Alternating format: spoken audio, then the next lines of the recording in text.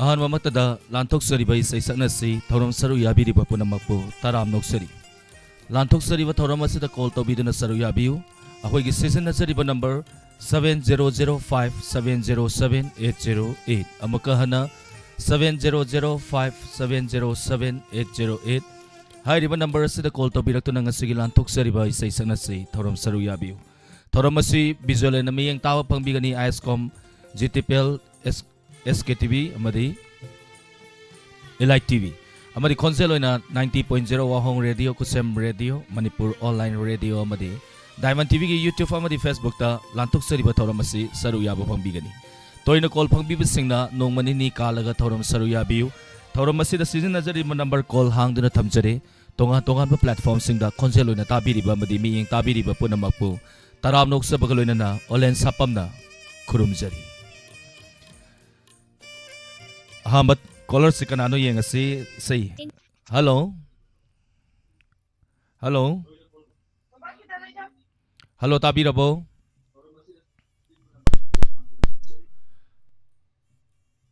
call tat kre ang tanga try to view ahan ma magta call hek tat li du tawi matangi caller lokot sage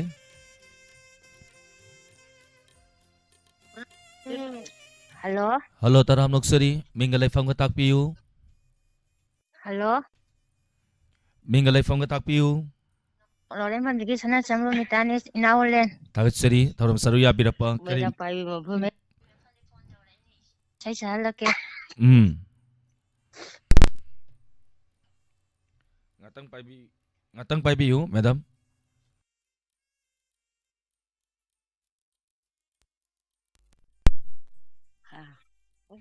Tabi rabo. Hello. Line se katang nuaite waro biroy.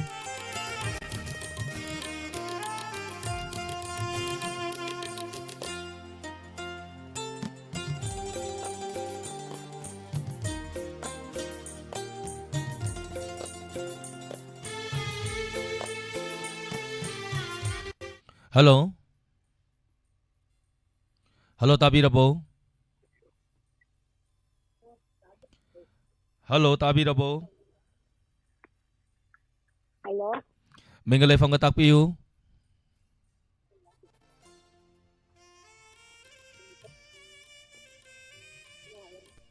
Mingalay fam ka takpiyu, madam. Keku dagi naman sani. Tagat sari ma taram saru ya birapa kari mathal sabi ragi mangasi. Ingang kanoga Hawaii alu sarasal yole. Sarasan na ba? Sarasan bi hay daw ni yung saki maming madilekay yam na pali. Ado ima lantok sari ba thoram masida kari say kudol tambigani.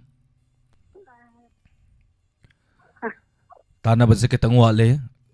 Ima kari say kudol tambigani. Kari say na thati say inari say yam ha de du. Matiam tang ba kamnara banina. Matiam tang daw ga. Matiam dum hobiro ima. Sarade.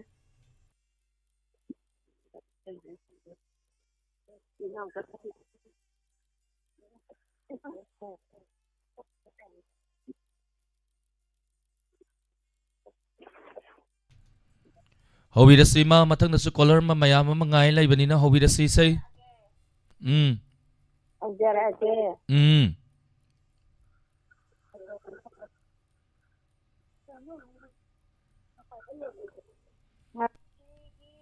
Inog yu asina ay Ming singasi Audo ama ay Ming singale Audo ama Isan jarage Tagat sari ma tentak yam pazabay say makudol tambiraktana thoram masibu mapung phan biramba tagat sari.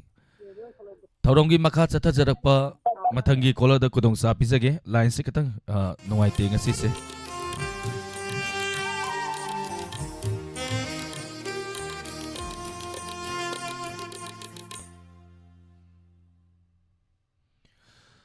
Maka Chatazarapa Matangi Kola Lokutsagi, Live Sata Lebiriba Punamapo Taram Noksari, Angobi Ketri Mayum Takatsari, Ma Ibem Hal Yamba Mutum Imosa, Isay Arangba Masalo Inao Hebide, Yamba Soy and Saksarake Arang Baling City Valentine Day Gamari Lena by Say Makudol Tamzarake Arangba. Maka Chatazarapa Matangi Kola Lokutsari, hello. Hello. Mingalay from Gatapi, madam. Kung sang maya na ka, degi lata thang chal ne sa. Takatsari, madam, Tarom Saruya Birapa, Madam Hosik Se Mera Sang the Lebiriro. Mayra pai bi sang de lai chari. Kari Matal Sabi again, madam. Ngasi se hawai trak sam pho ma taw re. Sara chan bi sing ju su re. Madugi Matel Dugi Maming se, ya Maming Satori Hosik Se. Lekai de Gimi Naga Hangak, but the Dugi Maten Dugi Maming do the minus some high Nico, madam. The Madam Lantuksariba, Torom is Sakna say Toromasida, Kari say Sakpigani. Kang de matia masara ke ni jumba. How we say? Kang kare ge. Thabal Tharaba ahing sida Nau ho na na Li sing hali Lung si bi magi satando Kangau na raba Wakal butim lambi Tim bahi nang Thabal Tharaba ahing sida Apai balai chung Hong du khaga La ni na na po ami ko khuding Apai balai chung Hong du khaga La ni na na po ami ko khuding Tatana phauki Kanki aiki Wakangi putapung Kenau naraba Wakangi butim lambi Timbai Nana Thabal Tharaba ahing sida. Listen to this. Takatsari, madam, Yampazaba is saying. Ahing Tenglaba Matamda, Sumang Nagatoga Sakada we say ni. Matam Sigayam Matam Sigayam Sana Sapira Kare, Tenglava Matam Haivatare. Takatsari, madam, Lab Satellite Video Mayapuna Monasu Tagapide. Thank you, Taram Saruya Birapa. Laurembam Victoria, Angobi Ketri Mayum, Takatsari, Taram Saruya Birapa. NZ Sumila, Takatsari, Robita. Kumam Bimolata Devi Takatsari Romita Sorai Sam Takatsari Taram Saruya Birapatiam Bembem Daina Kwai Bonium Takatsari Supriya Kangembam. Thank you Taram Saruya Birapa Rosita Ningombam Se Mabem Kaksing Toibi Yankokpam Takatsari Sunolata Vidya Lakshmi Sanu Konsam Takatsari Taram Saruya Birapa Christina Thaunauzam Sahen Biyumnam Takatsari Tiam Bembem Takatsari Lifestyle Taksitaba Nanda Bayorga Sumayapuna Manangak Pigani Matang adum pajarake Makha Satazarapa Matangi caller Kanano Yaminasi. Hello. Hello. Mingale from Gatakpio, madam. Laurembam day Mayra Pai Bigida. Song Tam Taza. Tagatsari. Taram Saruya Birapa. Kari Matal Sabirage. Or Hawaii Daka, Hawaii Biga, Kang Sway Matunge, Long Jack Singjuma. Matian Ahawa Mususabire. Sahi kya Musubirage, madam. Sahi, Yankai Nitwachore. Ado di kana Laisari ko. Oh. Laisari Badina, Isay Pazabam Sapiro Tomale, Kari say Sapido. Wakalgi Toba Isaido, Saketo. Aduni, Laisabigi, say I say, madam. How to say Tamin and the Sime Apunama? How did I get? Wakalgi, Haurak Pam Kangdeba, no Matasu, Kandrabanangonda, ꯑꯩꯅ ꯀꯔꯝ ꯅꯤꯡꯁꯤꯡꯒꯅꯤ ꯆꯥꯡꯌꯦꯡ ꯇꯧꯒꯦ ꯈꯜꯂꯗꯨꯅ ꯅꯣꯡꯃꯇꯁꯨ ꯈꯪꯗ꯭ꯔꯕ ꯅꯉꯣꯟꯗ ꯑꯩꯅ ꯀꯔꯝ ꯅꯤꯡꯁꯤꯡꯒꯅꯤ ꯋꯥꯈꯜꯒꯤ ꯈꯪꯗ꯭ꯔꯕ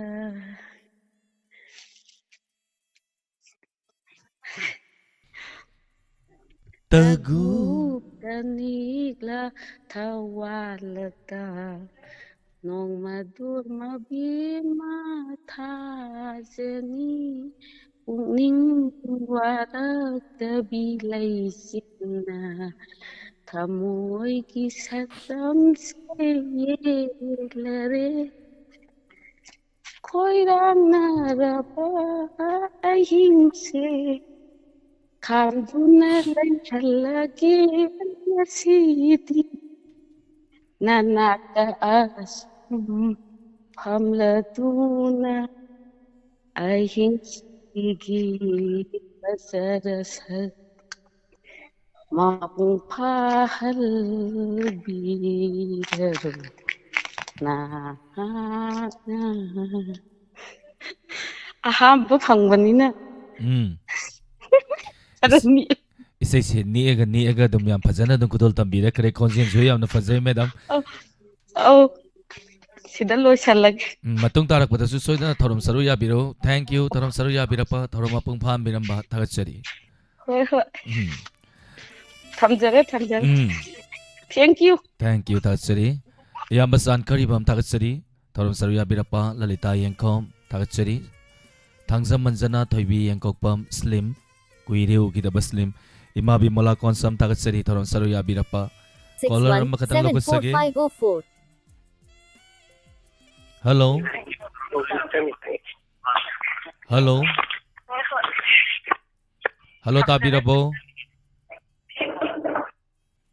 tabirabo maka jathajarapa mathangi caller lakuchadringa de isai makatang caller tamjage isai si khanbirapa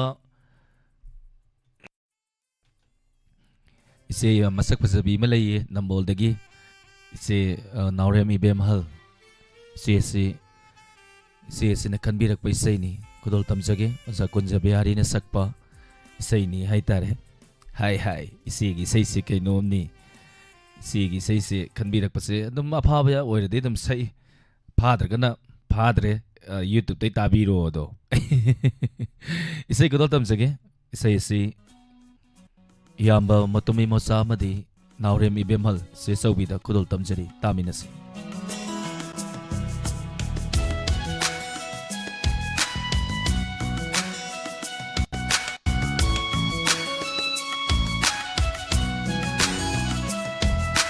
nang se thawai ni nungsiba ai tagini ayuki na numit ni numidangi na thajani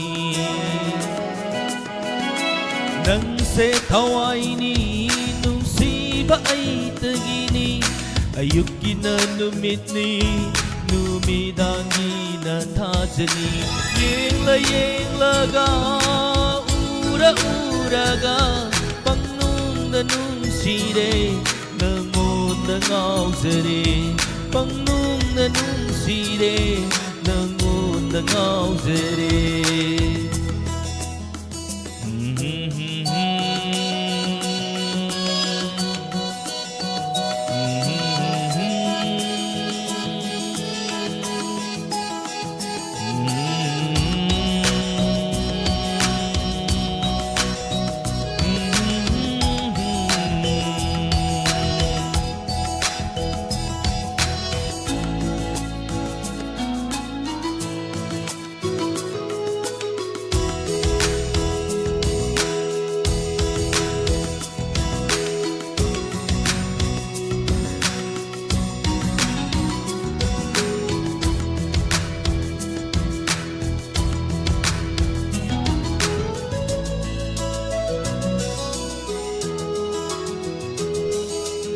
थाबलगी इपोमदा मालंगी साहुंदा थाबलगी इपोमदा मालंगी साहुंदा थेंग थेंग लैना लैना जगोई सारो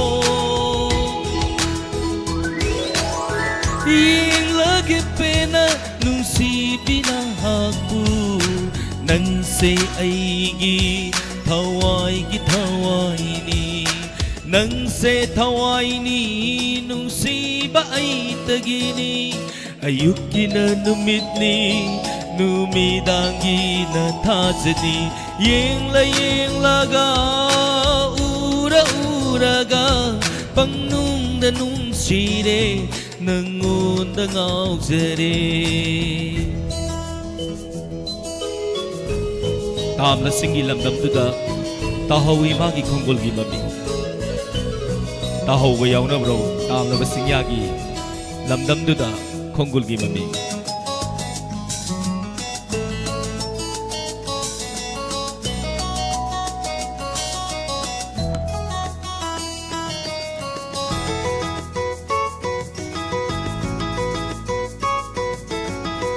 tamla singi lamdam duda tahoy nangi khonggun gi mami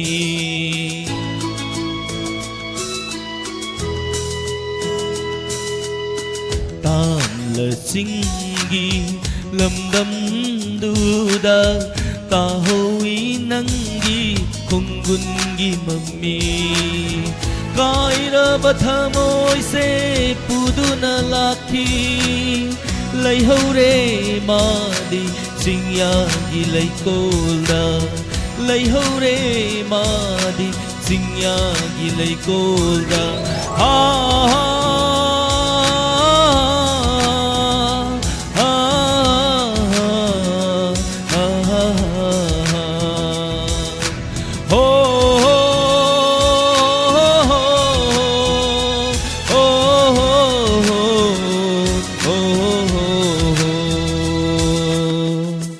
Thank you. Maya puna muna thagat pirappa thagat churi. Tharo masigi makasa tha jarap mathangi caller lokot sage. Hello. Hello sir. Taram noksari madam. Mingalai phang batak piu. Ya tu bisna degi samay lokom sunita. Thagat churi kari mathal sabi rage.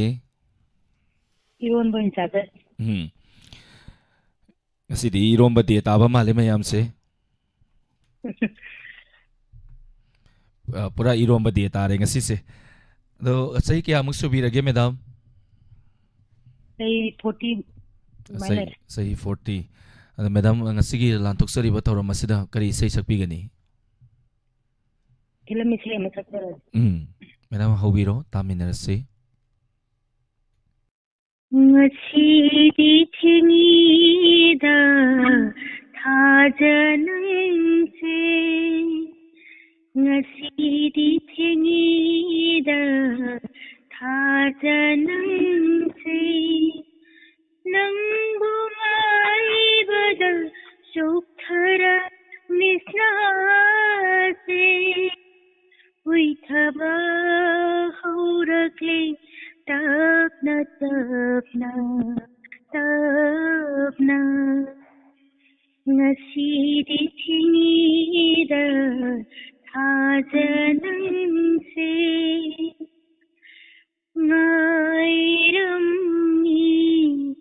ahinglikla masu uccaning bana magi satambu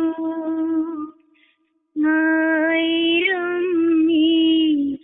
ahinglikla masu uccaning bana magi satambu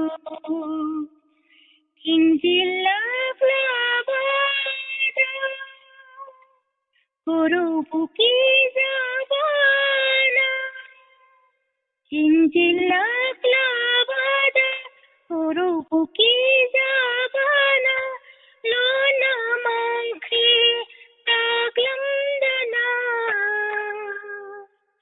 khoirang laba ꯀꯌꯥꯒꯤ ꯄꯣꯊꯥꯐꯝꯅꯤ ꯅꯪꯗꯤ ꯑꯏꯪꯕꯤ ꯃꯥꯏꯊꯣꯡꯗꯨꯅ ꯍꯪꯕꯤꯌꯨꯅꯦ ꯃꯉꯣꯟꯗ ꯈꯣꯏꯔꯥꯡꯂꯕ ꯀꯌꯥꯒꯤ ꯄꯣꯊꯥꯐꯝꯅꯤ ꯅꯪꯗꯤ ꯑꯏꯪꯕꯤ ꯃꯥꯏꯊꯣꯡꯗꯨꯅ ꯍꯪꯕꯤꯌꯨꯅꯦ ꯃꯉꯣꯟꯗ ꯉꯥꯏꯔꯝꯃꯨ ꯍꯥꯏꯕ ꯋꯥꯍꯩꯁꯤꯕꯨ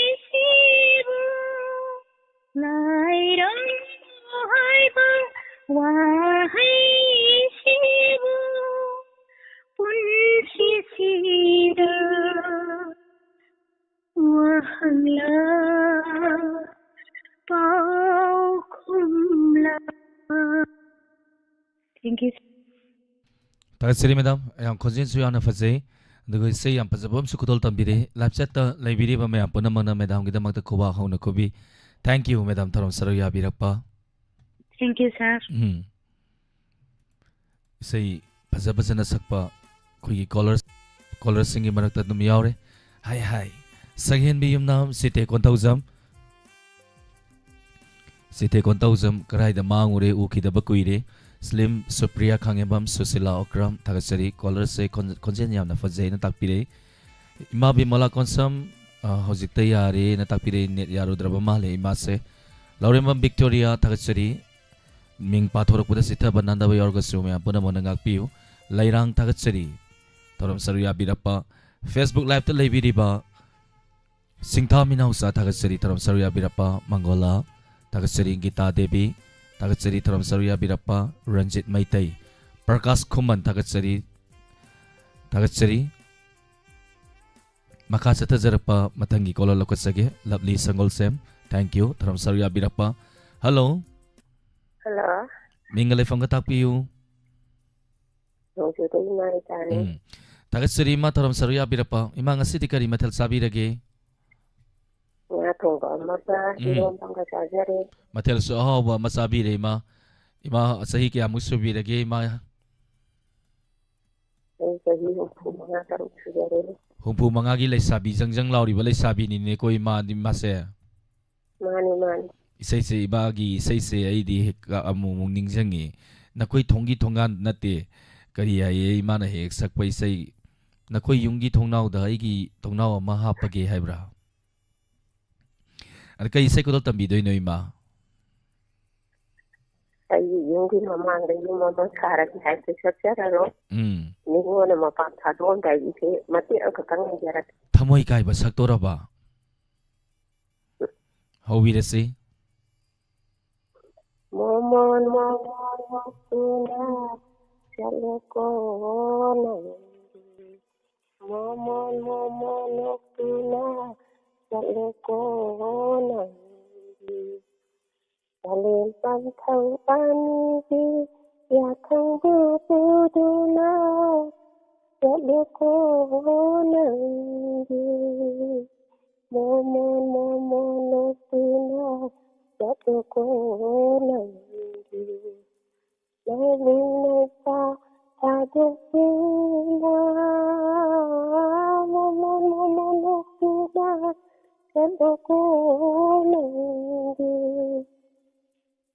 ꯏꯀꯥꯏꯕꯤꯗ ꯃꯥꯟꯅꯕꯤ ꯀꯌꯥꯕꯨ ꯀꯥꯏꯅꯗꯨꯅ ꯆꯠꯂꯦꯀꯣ ꯅꯨꯡꯁꯤꯕꯤ ꯃꯣꯃꯣꯟ ꯃꯣꯃꯣꯟ ꯅꯣꯛꯇꯨꯅ ꯆꯠꯂꯦꯀꯣ ꯅꯪꯗꯤ ꯄꯟꯊꯧꯒꯤ ꯁꯪꯒꯥꯏ ꯊꯥꯗꯣꯛꯇꯨꯅ ꯀꯥꯂꯦꯟ ꯄꯟꯊꯧ ꯑꯅꯤꯒꯤ ꯌꯥꯊꯪꯕꯨ ꯄꯨꯗꯨꯅ ꯆꯠꯂꯦꯀꯣ ꯅꯪꯗꯤ ꯃꯣꯃꯣꯟ ꯃꯣꯃꯣꯟ ꯅꯣꯛꯇꯨꯅ ꯆꯠꯂꯦꯀೋ ꯅꯪꯗꯤ ꯃꯣꯃꯣꯟ ꯃꯣꯃꯣꯟ ꯅꯣꯛꯇꯨꯅ ꯆꯠꯂꯦꯀꯣ ꯅꯪꯗꯤ.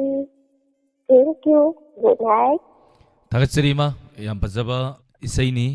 ꯏꯃꯥꯒꯤ ꯈꯣꯟꯖꯦꯜ ꯐꯖꯔꯕ ꯈꯣꯟꯖꯦꯜꯗꯒꯤ ꯂꯥꯟꯊꯣꯛꯄꯤꯗꯅ ꯊꯧꯔꯝ ꯑꯁꯤ ꯃꯄꯨꯡ ꯐꯥꯍꯟꯕꯤꯕ ꯊꯥꯒꯠꯆꯔꯤ. ꯃꯈꯥ ꯆꯠꯊꯖꯔꯛꯄ ꯃꯊꯪꯒꯤ colour ꯂꯧꯈꯠꯆꯒꯦ. Site Kontauzam program Adam Saruyabi Tapire Tagatsari, Yamba Prakas Kuman once again Tagatsari, Bimal Sangol Sam Tagatsari, say Pazabam Tasakpiro and Tapire, I saw it in a Saksarake, Kesana, Tagatsari, Taram Saruyabirapa, Sing Taminausa, Tagatsari Taram Saruyabirapa. Taurangi Makasa Tazarapa, Matangi, caller, Kanano Yeminasi. Hello. Hello. Hello. Tayo Dahil Sale. Mingale Fango Tapiyo, madam.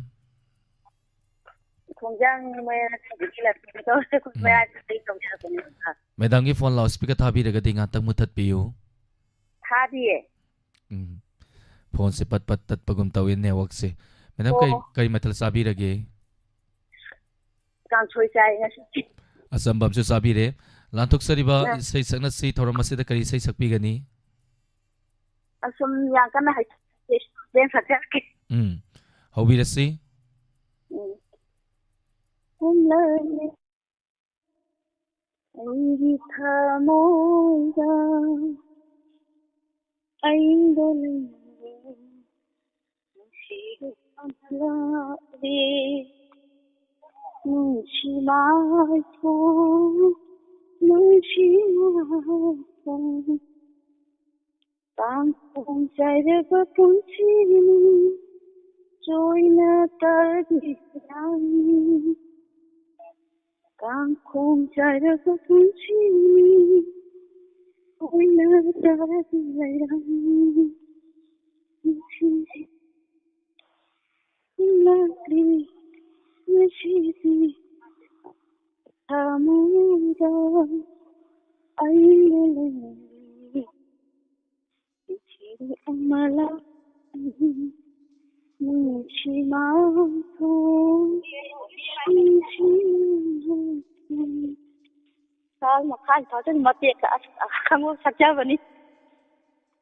Tagatsari madam, taram saruyabi rakpa. Thank Hello. you. Tazai madam, yang fazana sakpi de kre say se koi maraktagi yang fazana sakpi de. Thank you, taram saruyabi rakpa. Maka satazarapa matangi kolor lokot sage. Ngasigi program siam ing na chali lang thok siro mayam lang ba hora kadora bai lang ningi bu kamai tawni daina khoi bonim tagatsari yamasan karibam ngasi se yamasan karibam se isai arangwam sa on ngasai ho udaini sala kadore yamasan ready lebiro mayam saktra ai pangsak sak le ai last ne Hello. Hello. Mingale fango takpiyo madam. Ai wang di chawa. Kuire konjen takidaba. Kuire ai khongom yaudana kadi phone. Kari mathal sabi rage. Lungsak yole. Lohong loirakpada pharmacy darkar leiba mi yauraba male. Anga. Lantok sariba thoram asida kai sai sakpi gani. Manda ke ni moto mata mati. Hobi rasi.อะไรกันAfau bini hai rasu Tolong ini alasu Nasi dinsi hekta hai lagi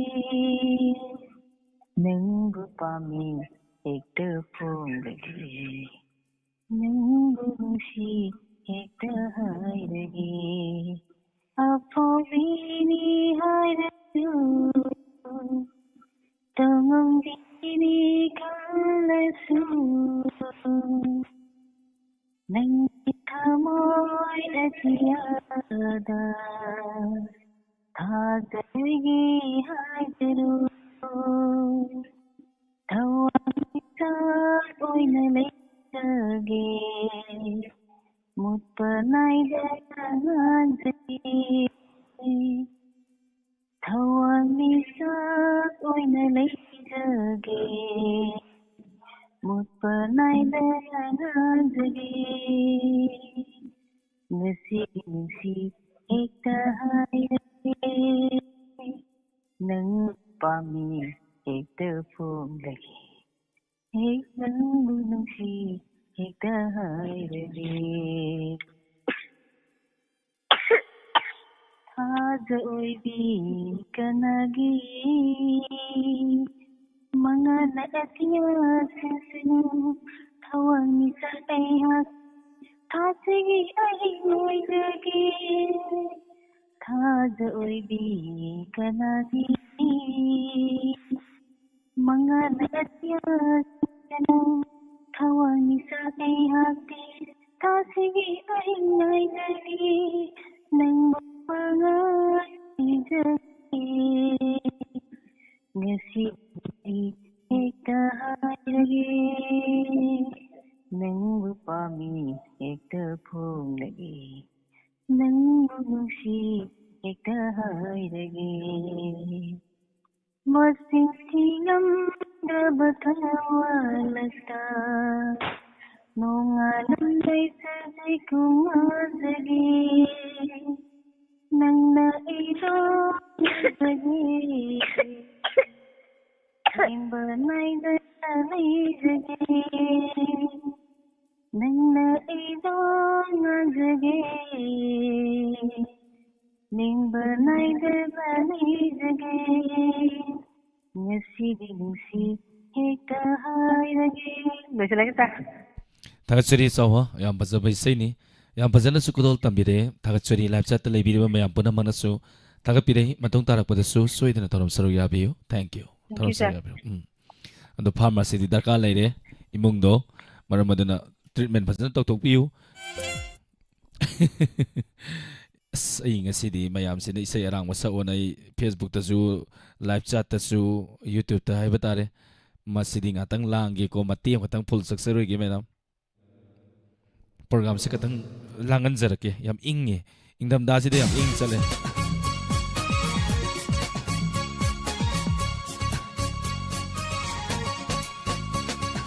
ying lammi marau lai bi mit eng na ngau halle satam duna ai bu po tha pham khandana ying lammi marau lai bi mit eng na ngau halle satam duna ai bu po tha pham khandana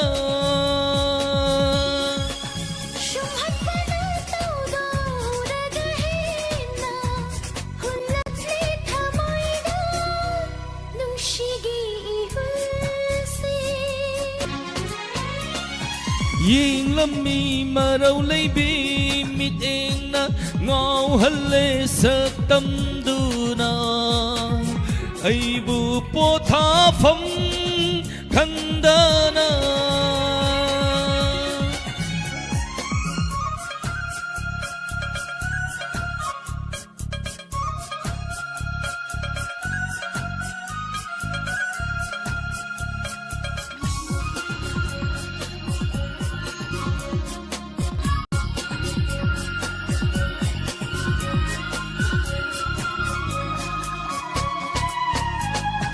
ying lu mai kai khuding mang ure nang ta ki saktam la la la la la la ho ying lu mai kai khuding mang ure nang ta ki saktam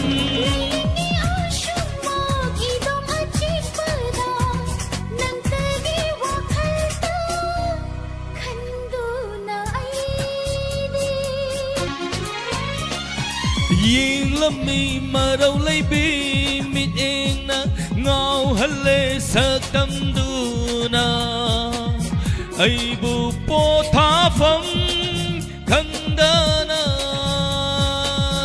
la la la la la la la la la tesin jage ai sayam sakpayate hello Hello. taram nuksari mingale pangotak piu Kailang lailan sa bading niya. Thagatsari ima thorom sarya birapa lanthok sari ba thorom asida kai sai sakpi gani Na sanni may isin da matong tamak. ima ngasidi kari mathal sabi rage Na sidi ako ay da luhom mo tong da proud sa na sak jad de yemde. ima gi sai muk tamine rase hobiro Ay hawra ge. Nang Oh, ngài bada ahing asihong khare nongdo hajata khare nangdu oh ibada sang lâu ở trên lời nong don thawa mu nong don thawa mu angdu oh ngài bada ahing chupa hiroi nandu para ura manu nung na chiyaibo aramdagi agana mun na yesi mulandagi kawana mulandagi kawana nangbo ngài bada hayrambada napasila amnambada nukina palang ngài ronggani ay sida nung siyawa pangmena banangga nung si pangmena banangga nangbu ngài bada ahing asihong khare nongdo hajata khare nangbu ibada Tagasarima ya pasana sakpire. Thank you thorom saruya biraktana thorom asibu mapung pahan biramba. Thank you. Nungai na wakal nungai na tumbiu. Hoy mang nungai na Mang nungai na laibiyo ima. Tagasari. Maka sa tazarapa matangi kolalokot sage Susila Okram Zoe Moirang Tem iyamba tagasari. Diamond TV gi ningthira laikol se ningthira surgi khonjena nillare fajai ningthijai yengbagi pen banaide tari makai taningi na takpirakpa tagasari. Imabi mala konsam tagasari taram saruya birapa Supriya Khangimbam tagasari NJ Sumila Babli Nong Robita Imai Bemhal tagasari taram saruya birapa Memsawi ngangom tagasari Tobaskar Maibam tagasari taram saruya birapa Isal Babli once again Pakpi ke ngasidi kangsoyo na sajare singthaminaw sa indu oinam tagasari taram saruya birapa Sanama sa songtham sarwalen isay taba nungay na takpirakpa tagasari mayana puning tagot pirapodani koina nungay zariba makachat Incoming voice call from +9. English lole adi kola mani kolong tapay katsage hello hello mingalay fango takpiyo madam tagi namadam nane tagasari ma taram saruya birapa kari matel sabirage ngasi luhongon to browse chare hang thongdra maduna samgre hingjang sak thongdre browse chaga thalla plaugi packing pictru duna puk than broima yam tabra tamina polai oi adi isay fajaba masak piro aduga imasu wakal nungay na pothabiyo isay hobiro adu kanam thage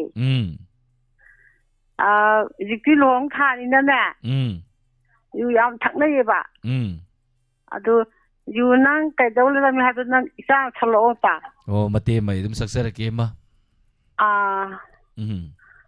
ya su long thai na long bai khem thala ke ba hoi hobiro mata minarse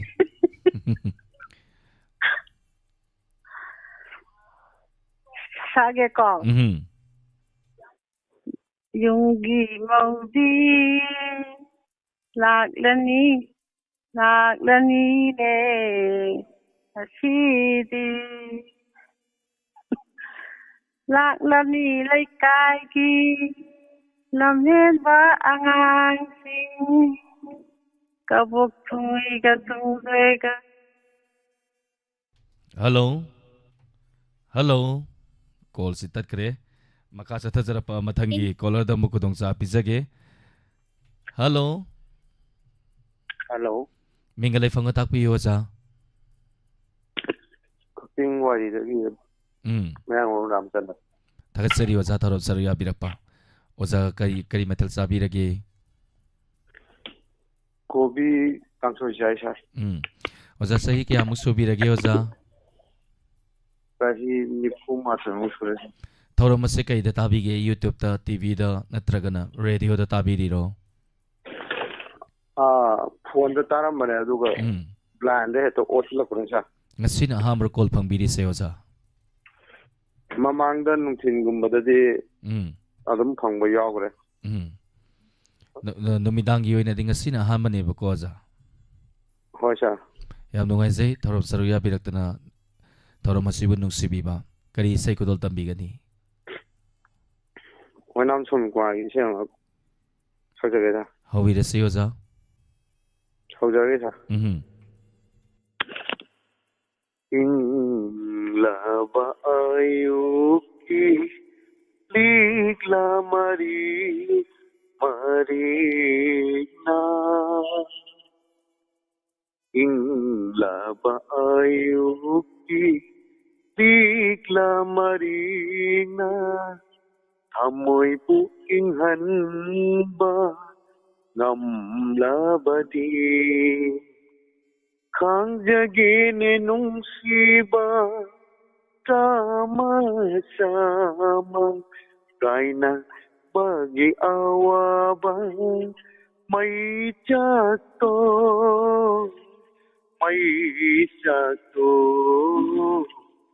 Inglaba ayuki Bigla marina Mahausa ni nondolgi apay balay chinna Nangana pinong jabigi saglon on kiba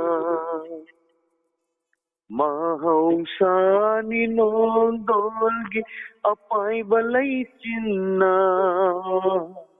Nangana pinong jabigi saglol on kiba Pauna sani laigi jana lay man chan kiba Pauna sani laigi jana lay man chan kiba Adubu thamoy gi aseng ba nung sibadi Mai thiba piba mai thiba piba ngam loi tai bang kanana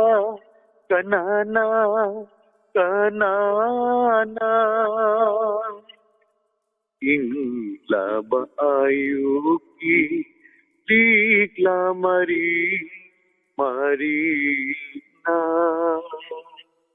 mari lai nai hai nai Mari lay nay hay nay nungsiba apamba kalakpa thamoy amatagi haurak pamni pumnamak Mari lay nay hay nay Mari lay nay hay nay nungsiba apamba kalakpa Thamoy amatagi haurak pamni pumnamak kanana warauri pantungi asa kay bada kanana nogli ningjaba pan kay pangbagi umduna puri premi kakaya Tat nabiginong layna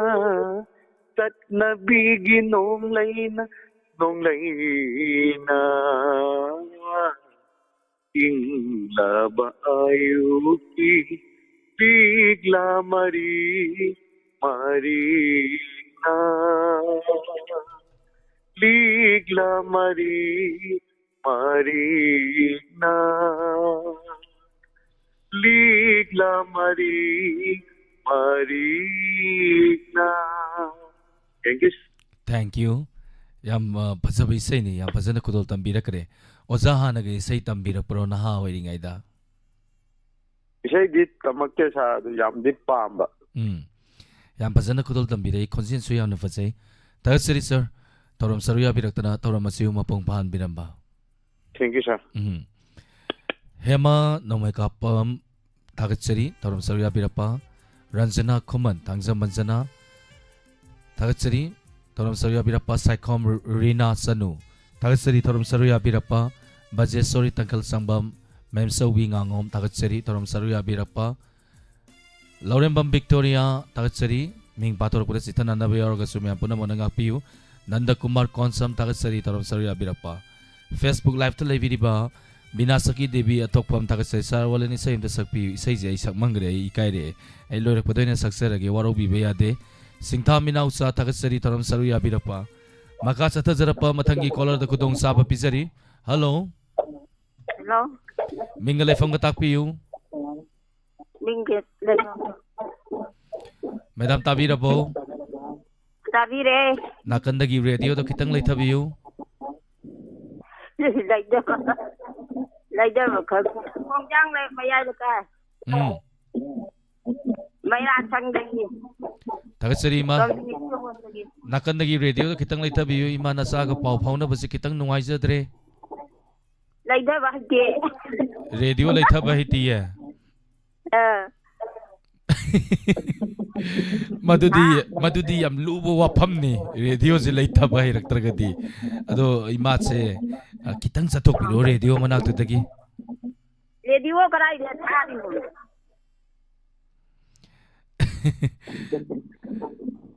kari mathal sabirage ma yar ba isai khamge hobiro ima sai tamina rasi tamina je hau jara ke ko adu dia hayo hayo dia dai isa jingira thau thau chala pane bako sakadawni ma isai sakadawni naha oi thokna ba o ado akoi je thaka ju pandrami na ki bana kunga e adu gi do isai saga le lage bako adu di sage haurage ko hobiro Janura oi bi nang du cao ngâm dare ko ai gi thamoi na bi janura oi bi nang du o lang thagi sarya banu chada Giao kunda làm mấy gì mấy xa da Thác sĩ phát ngâm da kiên chi kiên ngâm da Garam na khang lini nu jagi pun chi Lagi janura oi bi nanggu Giao cuốn ba là mấy gì mấy xa da phát chi xa nhầm da kiên chi kiên ngâm da mai đôm tha đô lê đôi đi xin da đôi đi danh ra ôi đi năng tu cao ngâm dare ko ai gi thamoi na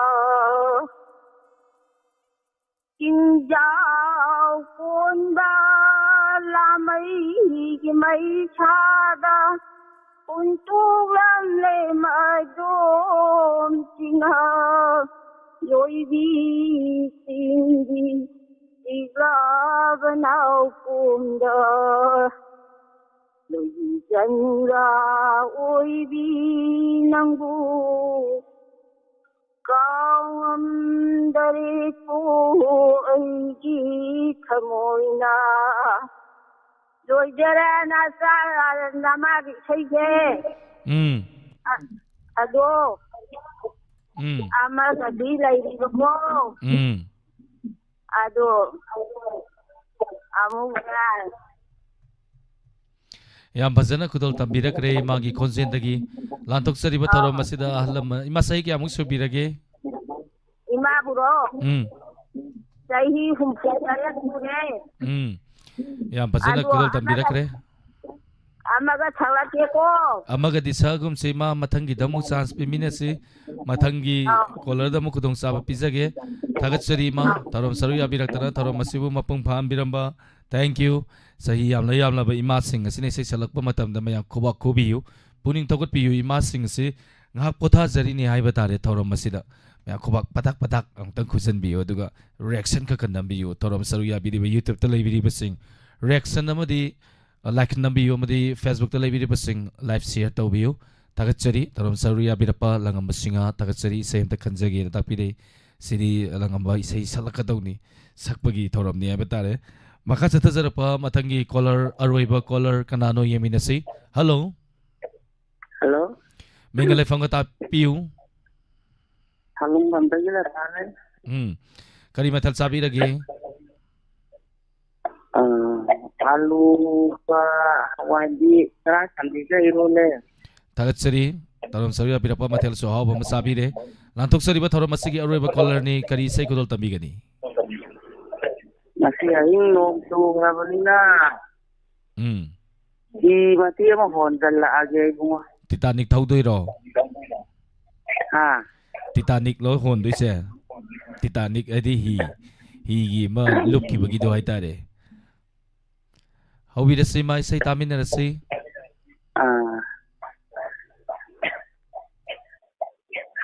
nong di se kadang di matau kamang kana hi hola ke ko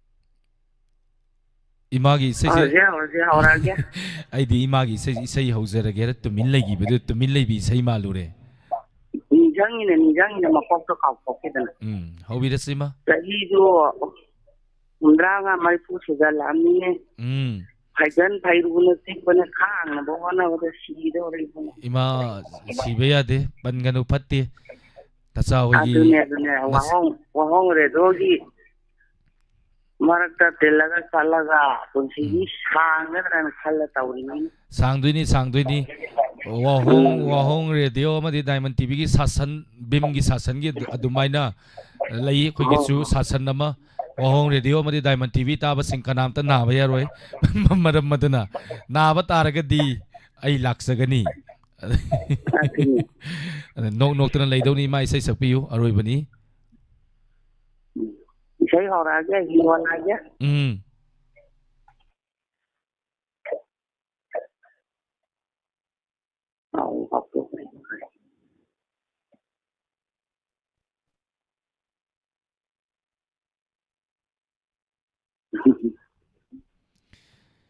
Kari isai saktoino imagi isai ngai bada nacha singdi warene horga janya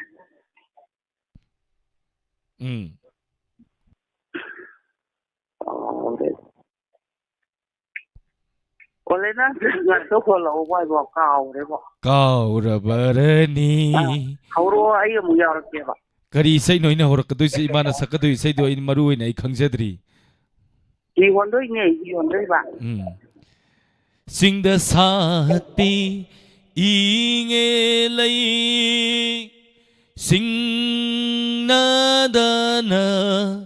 ken kido ho ken kido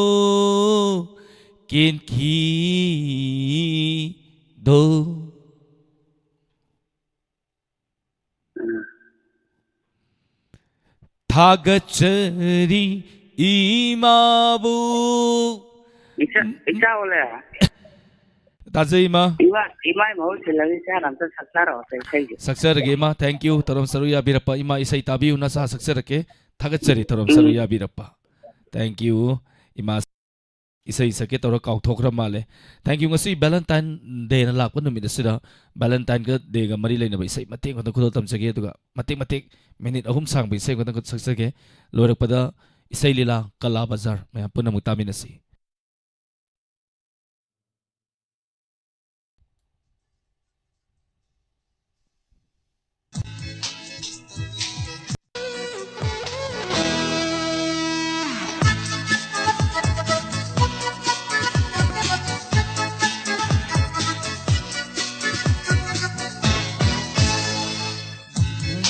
Tauradana kadayda satlino baby Momon ka tauradana kadayda satlino baby Valentine no mitsida ay suna tung illake Valentine no mitsida ay suna tung illake Oh baby Oh baby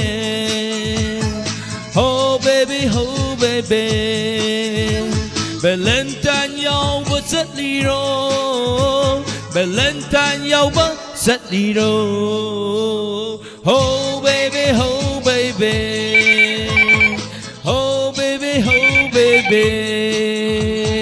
Phone king jalak pasidi kay nom ni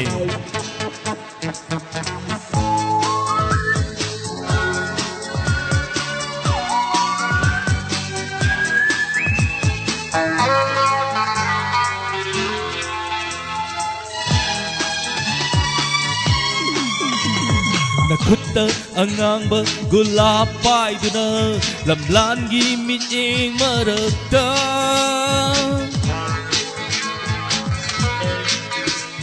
Nakutta angang ba gulapay duna lamlan gimit ing maragta Nangimit ing da nga hole ay gumba pakang kaya Nangimit ing da nga hole ay gumba pakang kaya Oh baby Oh baby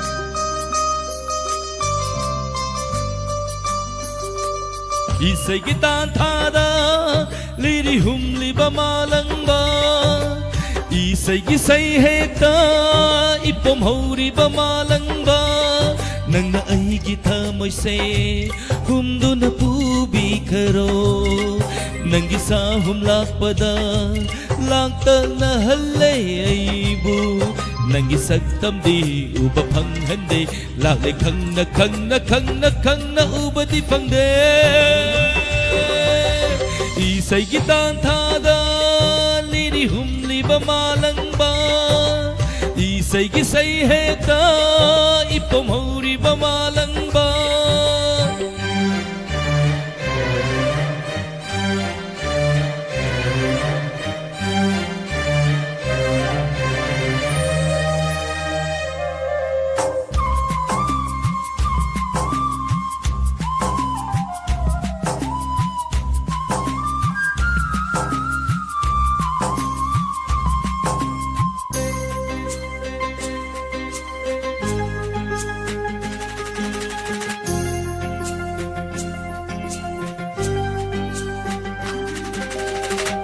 Mamlaba ay haki Unsi asida Matsusing gipazaba Karibu kanani Isay gisurana Ay bupungaw hali Isay gitanthana Ay gitamoy busum hatli Sagat luba asa kaya Manglan oy ganisoyda Ngay zaba na ay gidi Ngay zaba sakli Nimitsi na pena oy nagay mapoksi magidi Isay gitanthada Lini humli ba malangba isay gisay hekta ipom hauri ba malangba Thagatsari mayam puna mapu atin manum saksage mayam nadi mayam khanjalakpa isay yam sakpaje am problem moy ai khon sige tawi anduna mate wena saksage waro biroi Thank you ngasigi tonga ba platform ni panda Toromasibu saruya bidana Toromasibu mapung phan biriba Thank you Thagatsari Toromasigi matung tarapada isay lila kalabazar amuk taminasi live set lebiri basing ming loina patok panang zedre masigi tamagta waro biroi aten ba break amagi matung da kalabazar khudol tamjage hojiki wena di miko khradang mayam dagi laptok sage bonama polen sapamna khurum zari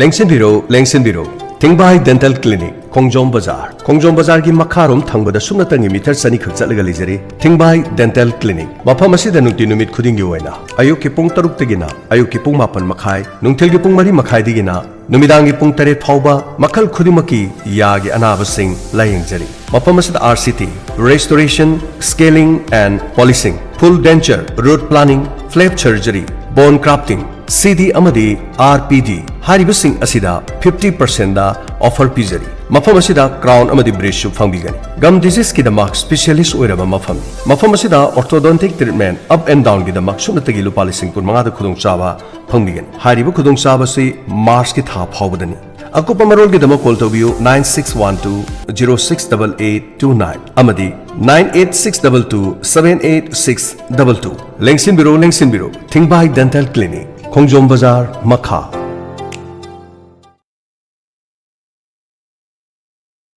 Jingmi na kuoy na tangak bi arang ba phije na laiting bi arang bi ima na tampak ta lejari ba na sai kon da saujari ba ai bu mang na tai bangla samam na rin sa hen bi pari ibungon nung siba pakhang mathot karak ba thamoy ani luanganu nama ay bukaw gan pwede ilam dam taki wakal lam long pangan nang ida makhan bada wa sarabi nama wow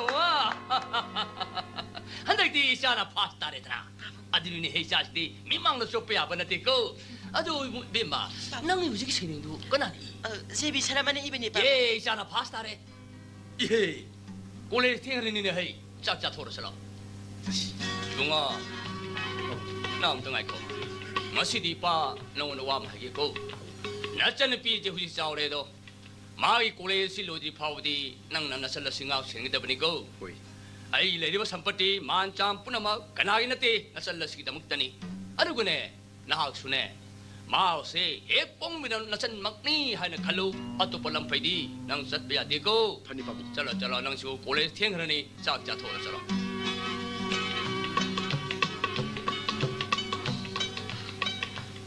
imai pema Isani ngon ga amatta pukse ningdre Masani ngon pukpa mama padubu kari none makhuni oirang mudebe mata wasiba Pasu pakidre ta ko mata masiki na haron singase Kari ginone makhuni mine mibu asuk kantana khali basiba Kaida uragene mama nang na ngang na mo hanjalai duba Haima sumdog bane awang lai kai gine kondau jumgi ta thamangi machanum phi amakak yaujabi ado adu kaidoraba ngasi humni sure mayum da halaktaba kari none hari siba mama aduga mapa aduga ne kapani laubni amtone matau yengma ngam haudre mini nangbo hayeng di impan turen da sina phangena photo ga kona na khabar da yaurani kari none hari basi hanedi luida ko matam masigi mihat pasing sina impan turen irin turen si leiramdradi kadai do moina lot ka dabsha amagi manam koktingida amagi manam ama amagi teng thakon koktingida amagi teng thakona ama huine kari none laiba asina tawgadori basiba सैता मसीगिदमक खलुरबदिने मरा लेरब कांगबुसिंग असी फारे हारगने मंगा समन थोड़ी थुदर फासी तौदने हे हालाबा मधु खतर लेबाक खरदि शांति फंगनि से हाय मरा लेबा सिंग अदुनी ने हाय हौजिकी मतम मसीगी नाहारोन सिंग असिना ची चीदना काप ना हालिबसे नुपी एबसे लेगा प्रमाण तौनरी मिन हे हेकनिंग ये न खुद अनि थादना हेकप यापो नति हायबा मधुद खुद अनि थादना हे उब कांगु दुनी ने दशा तारिदो अदुबु दशा तारिब मरा लेरिब कांगु अदुबु फारेरग दंडी पिब ngamदिने हौजिकी सरकार असिना लुपाग येतुमना मचिनसि फोचनग्रेने सरकार से अदुबु ngai khone ngasigi jagat samsas da hinglibani pasing asina nupising asibu asuk nemna asuk kanthana khali basibu karigino haiba हाय नुपी आइसिदि नुपी नि ने हाय निपा आइसिना निपा पुनिमा थाजबु कल ओइदबसिबु ताइबंग कना यावगे ने मसेक मंगान द ताइबंग पुन मंगाउनरिमि हाइपेदंग गत चुम्बि नुपी एमना समदना सखिबदुदि निपा आइब जासे तानादना येंगनरिमि ने हाय नुपी न कोइसे अचौब पुखरी मदा अयु ngaji मखन छुना चाबा मधुदा मीना कलक नबायना सना मानबिसु अमुक यावसलिमनि मधु खंग नुपी न Koyna चटकदमनिको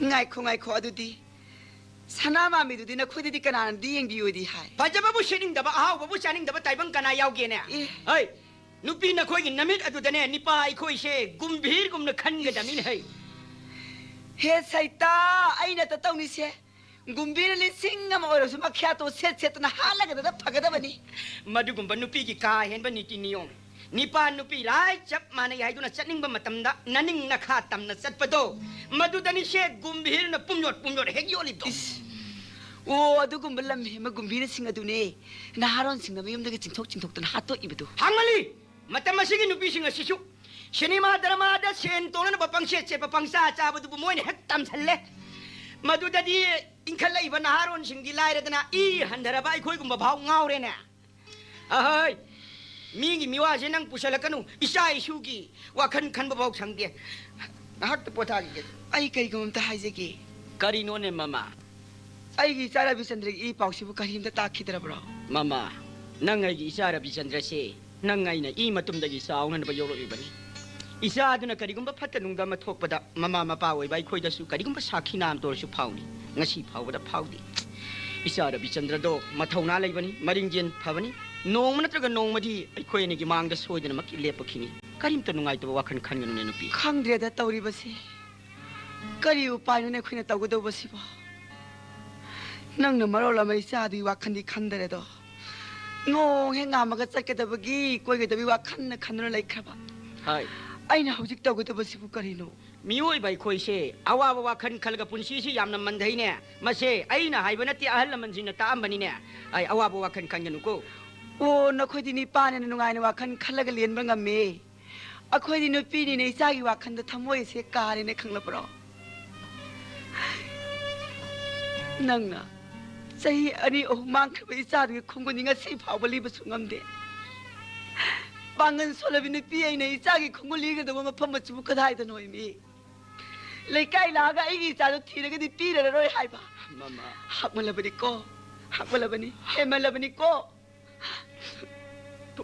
ima ma ira Bisandra ima isa la le na ima gi bungo pagi bungo bi pabung Nandi असुकोई मतमसी आई सिद लई हाय मफम मतसु तालके ओंथोकपनि द कोई सागी पुकियलसे इमागी बुंगा असुकोई मतमसी नंग कदा लई रे आई सिद लई हाय बि ई पाव अमतसु हायरक्ते नंग इमा बु करी त नुसिद्रब्रो इमागी रवि चंद्र मा नसी नसा रवि चंद्र इमा पावंगी मांगद लेब दरे बिसिदि इमा रवि मा नसागी ले फमी मार तापोया नसागी अरे पयम लेते नी मा रवि चंद्र मरक मरक ते इमा पावंगी मांगद लाक्सरगा नसागी मंगोल निजरबसे मसिनतन नोंग मत हराव मो नोंगिनब फंगने ब थाजद्रे इमा इमागी बुंगो इसागी नुसिरब शक्ति इमाने तत्तने उजनी नमानब कयागी मफम दे इमाने इसागी वारी हंगी तो नमानब अमतने ने इसागी असेव खोगुन तक पिरक्ति नंगना युम से थादोक्तन चखिबदु मिलादुदगी नमा आइना करमना खांगद्र लेहुई आइबदति Nang di karim na kang na boy na koy bungo. Nang imamu karim na nung sidrabra Rabi Chandra. Ima, nasagidamagta ima pabong na sinta polang pubigan. Awalay sil tangbigan. Karigumada ima pamong imang thado na nasana silam dampang kibatarabas. Sang nasarga ka kabanihad na kanbigan na banina. Rabi Chandra. Ma, ay nautulin sa natin.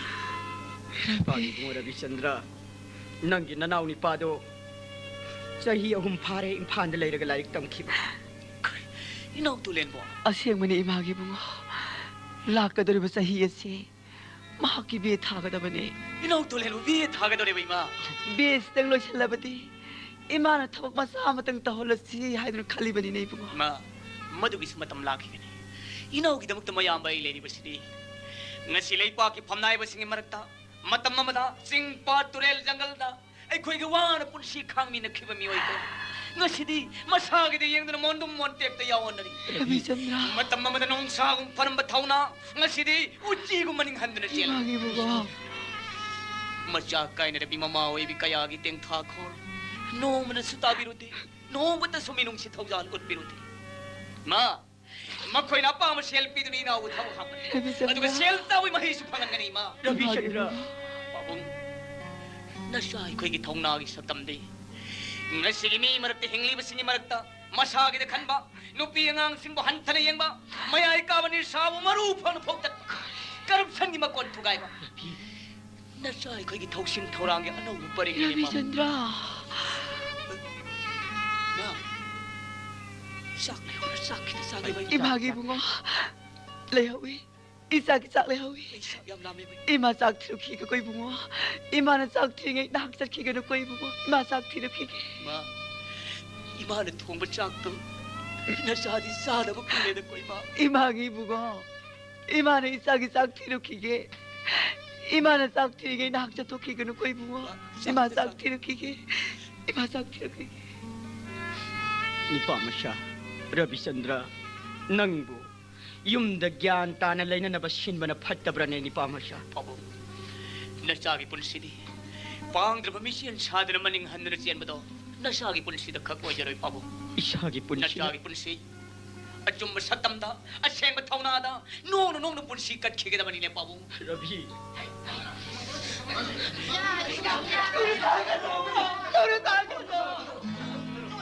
Kaya gina! Nakuha na ko nung natali ba? Nakuha na lang sa ka, bro! Nakuha na po na huga, bro! Tamad. Nakuha na. Ay, saan ulit naman si nakuha? Kaya naman ko nakuha. Matambal. Matambal na kanana ka rin harap ibano. Nalatra. Nahanong ma. Ay, gonda. Imakaw gaya na.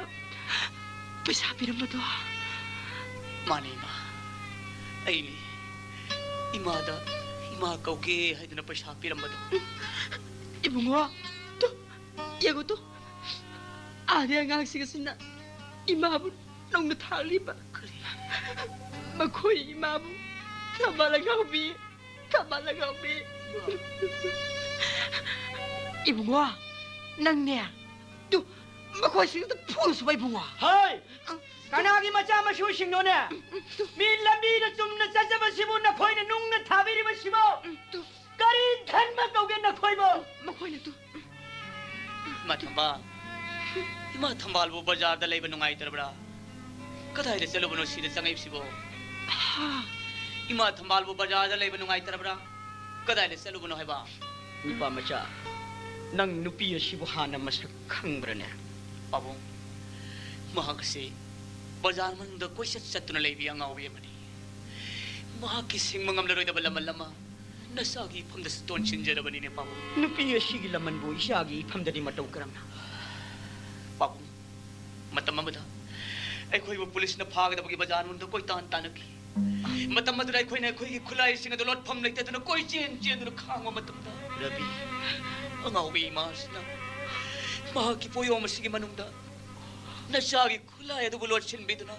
나사기 뿐시부 이마시는 간미를 키버리네 마 마기 생문감내로이다 발라말라마 나사기 품데서 돈 친제르버리네 마 이붕어 마 나 고입을 싹 살아봐 샤드리 마 사드리게 아누디 이마부 나 고입 싹 아리아마 바뀌다 비서봐 이마네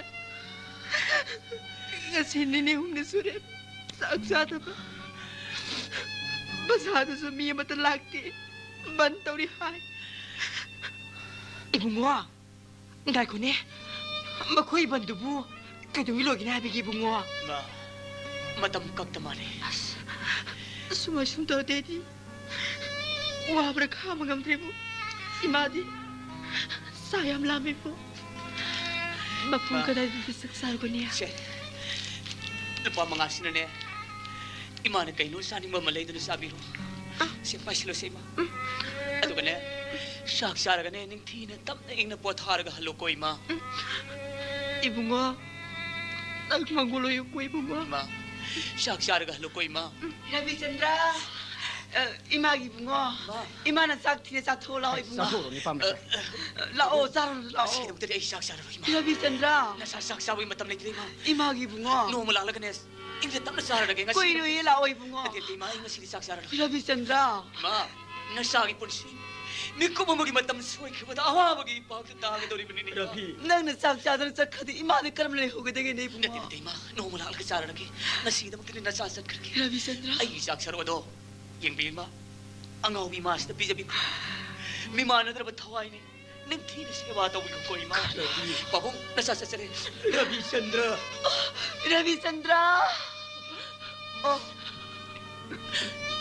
Nang magpupogpin na mahasina. Nang ginamang da makong na lagto na lebla na pawada. Naman na sana ko yan hindi sa kang nagsigil ako. kari hay ba? Hawsik iwahaya do po. Nati, hawsik tagpik iwahaya do po kari hay ba? Ay mo ba ang natahan biyo? Nangay gimang da leblibi. Piget pigay tanalaki ang labi. Miyam na mabot tambal ang awihay nagkamerbi na piyase atay kanasunate. Kana. Nangay isa Rabi Chandra buhek pokpi mama. Magi matanong dagini ay ko yan ina isa Rabi Chandra buyo sa mapagliban. Mahagal si mo. Ay, sana Chandra gimamani hay ba? Oh.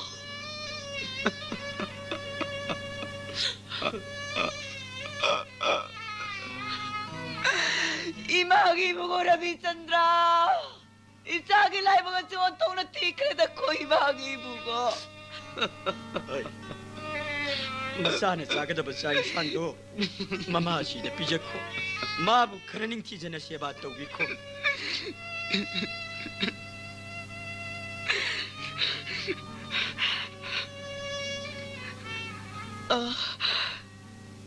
Tamba.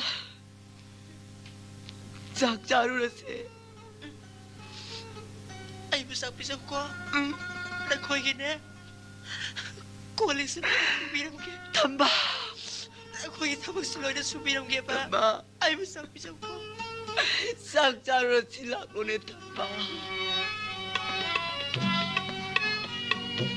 Hey, yung mga.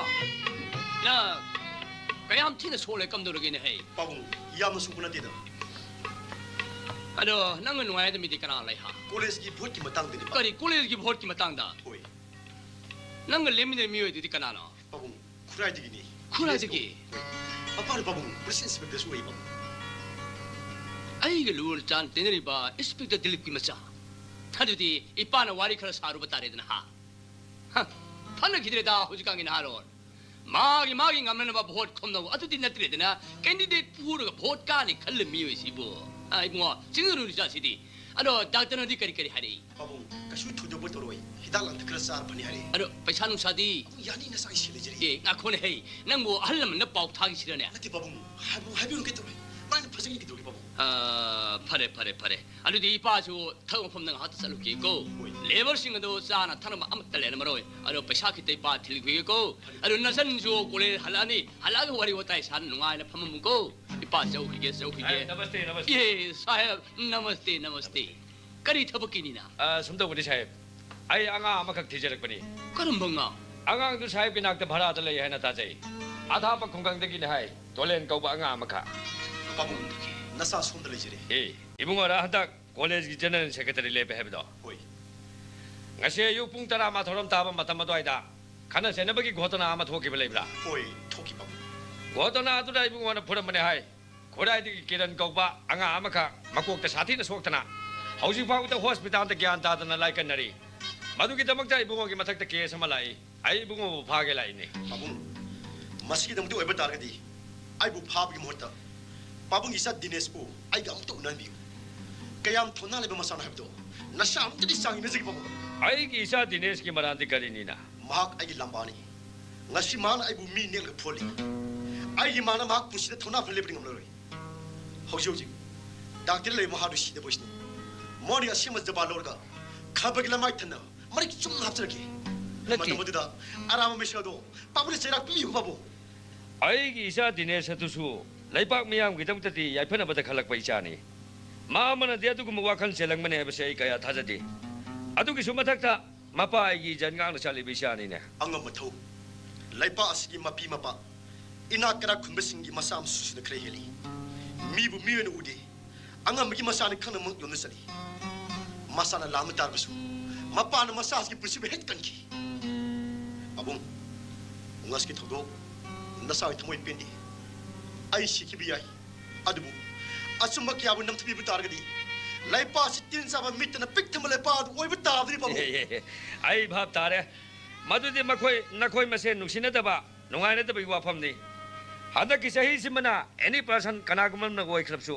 mathang ki sahi da ibungo namu oi gen sinrapsu karisu thodo ko kai bilai dena madi yare pabu ma ga ki wakhla manadi thamoi khele kusu tinadi miyam na pawlbisi asema sakta madani pabu thamoi sinabadi nasa ki thamoi het pintu bangami adu bungsi barjali sin taatna agi ko ki number targasu nasa ki khum se pusi chubo hora ha khanjana bani pabu hoi hoi laipak miyam ki seba tawgada bani pungning hakchang angamba lan thum dan tawgada bani adu ahan bada isa gi yaifana ba hana hona gada bani college ki vote kar ga kayam kana ba phangani mla mantri na hayu nasa ki woijaba khudong chaba khara da woisu phangongni milai pak ta isa isu maning tamna larik tamangani bazar da dukan plot masa amani to woisu lohogni maru mapang sakai na tai gi yaifana ba silongni dana college ki vote karaga kayam kana ni college ki vote ki tamuk tabu na thwai mang ma madilu pa lesing tara kon ting badu pamu tabra ne pabu isa ine sidi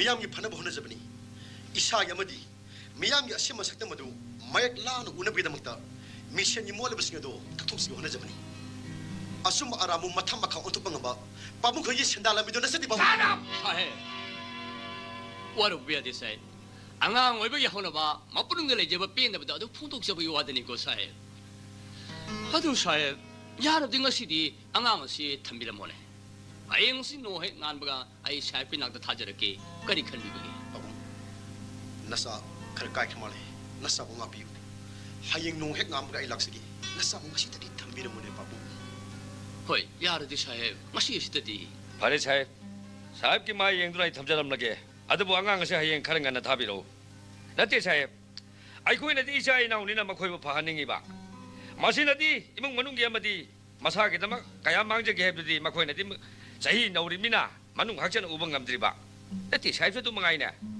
thika tek tek tawramadagi haujik ti phora dalan jeep car mathang ai khoi gum na ponsi to makalam na hingen ning bai wani da sai asumani sai asumani adudi asidi sahib ki mai yeng lai thamjaram lage ayeng ji kharanga na thabiro pani ai adu de ai amu yojana ba tawjarage ai thinjok se ye phare leng thok min la si kayam sina cholagi ai hospital ne rurabani iyam thokena sidia kari wa hawdagi no khummo haibani bo ki wari ni masana lamba pa abding am jadraga kunik ta mi ne ga pholi bo ni ne mahaki dine sa bakalin sakchang bodo madu da hawa gari na ta sedi thona pingi ne ko saita nahan ma khai bu koi ga haibani madu da ini yada badagi mahak saudu ne lari bani handak ta ni pasan basida mahak ke sabi kham theng ne lari mani เฮ็ดไสตาไอ้เห็นตะกี้ที่พวกอากันมีแต่คงกัดเกน่าเกสมครอสเนี่ยน้อยนะพุทโธกันนี่ดักแต่น่ะได้กะดิเจ้าโทได้อี Hidak siya kari. อีกาปักตรอ Kapti. กะดิโนนี่มาคุยดักแต่ถึงจีบ่อีโทกันอีกาคนหาบสมคุยมาซ่านะภาพตาแต่บ่ได้มีนาติดักแต่ดูบ่สิงมาดักแต่ระนัตกันนักกะลิดักแต่ระ Nang nga si college Latina. อะดูกี่วันเนี่ยนั่งกับสายวาวดูนี่เลยมิติไอ้บิดนักคุยsa uban Kari. Ako siya iba. Nandi ako siya iba. ยิ้มเยียงปะ Ako. Nakoy na pising sina kang nasana ba na sila higing skri. ให้มาไอ้นับปุ่นสีเลยนะก็ต้องไปยุ่งมาดูบุฮันนี่ยังถูกปะตะกะเรียกายไปเลยแบบนี้ Ado nang di ako yung dura ba tro. อุเร Pasari ni. ยันนับพัดใจยันนับอิงนับสิบสันทีนี่เลยก็ต้องมาเลย Ima pa ko nang pasana ka sa ka tunga ka pasana si ba tro. ตัวสิชีวายสิคนน่ะชันน่ะสิอะดูนางดีนางกิโมโรปังกันนาสัตว์มีในดักระดา Di naman ni sa minay. Ando ka sunita siya wi. กะเรียชุนิตาชัวมากิทำให้บันนิงอนดีก็ต้องสัตว์มีในริบะน่ะช่วงล่างนี่นะตรอไอ้น่ะมินิเพสมาชัมพูน่ะคิดบ่ดอกงาสิมายุ่งจัดแล้วกันเนี่ยมาสมุนไพรพูดแล้วนี่กูงาสิ Minis yung lak sa biwani. Ay nang lak pa yati na magtago ya pre. นาทีนั่งกูมากิมันมาทุ่งกระซ่าหรือเปล่าให้เป็นเนี่ยซ่าก็ซ่าอยู่มันสิโตโอเคปะ Sadi. Sadi. Sa ito pitas ki Sadi. Sadi. อะดูนั่งนะฮะมาเคยปั๊มจนน่ะจ้าปะท้าวทุ่มงานยังไงตายปราชบันนี่ก็อะดูนั่งจักทุ่งบ่ได้งามกว่าตรา Sa tum ning nila. ไอ้งามแต่ว่ามัน Ngam ni. ไอ้ทินบิดักอี Ngam ni ak song jeli. อะดูนั่งเงี้ยสิกิดจักซ่าระบ่ Sa tinga sa ni sari. กระรังปานดา College ka ba. กูเลียสกาบกินตัวเนี่ยจะราวันบันนี่เขาชินไอ้กับมุงจ้าเราชิลังสิ Ito bi. Ako. Ay nga si sak sa bajadri. Wakal siya may dadri. ใครเท่าไรกี้ Police na kori. ใครเท่าบักกี้อ่ะ Mi punar bi. สงสารเหตุจัดลุนู Kay no nang hide mo. Police na kori ka sa diablo. จัดลุนู Kari gino. พลิสนี่คุยปั๊มบุญงามบันนี่ Kay no hide mo. Police mo na pang ngame ba. งามมีนา Eh, kamay na. เชียนไปดิสิดีเขาสิกี้มาตามมาสิเดบุเชียนงามแต่บักกะดิทับบักเลยดิกี้ Nakoy babu na bu ay kitang kita siya nga tinga ka mating pabi yata na.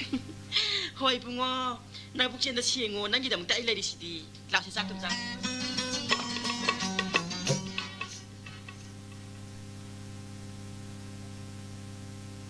Hojik mayam punamuna tabikre. Kala Bazar volume number 1. Masi awat pasaruk volume number 2 da.